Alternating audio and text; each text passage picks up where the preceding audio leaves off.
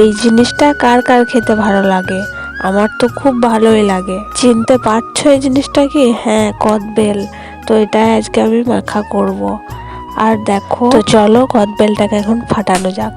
এই একটা বাড়ি দিলাম, আর একটা বাড়িতে ফেটে গেছে। তো এটা পাকাই ছিল, বেশ কালারটা দেখো কত সুন্দর। আর এই কদটা কিন্তু পুরোটাই পেকে গেছিল। কালারটা দেখো এত সুন্দর লাগছে, মনে হচ্ছে এক্ষুনি খেয়ে নি। তো এখন তো খাওয়া যাবে না, মাখাতে হবে। তো এবার মাখানো যাক। তো আমি এখন একটা বাটি নিয়ে নিয়েছি আর একটা চামচ। তো এই চামচটার সাহায্যে এখন এই পুরো কদটাকে বাটিটার মধ্যে রাখবো। আর অনেকটাই হবে এই মাখাটা। কিছুটা খাবো আর কিছুটা রোদে দিয়ে রাখবো, পরে খাওয়া যাবে।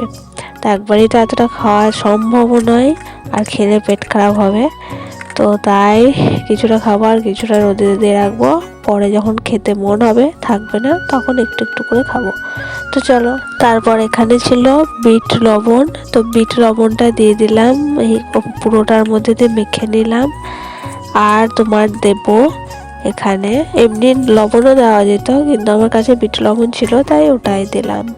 বিটের মধ্যে একটা আলাদাই টেস্ট হয়, সেন্ট আলাদা হয়। আর দিলাম চিনি, পরিমাণ মতন দিতে হবে, যে যতটা মিষ্টি খাবে ততটা দেবে। আর বেলটা যদি কদবেলটা যদি মিষ্টি হয় তো অল্প চিনি দিলেই হবে, আর যদি একটু টক টক হয় তাহলে একটু বেশি দিতে হবে।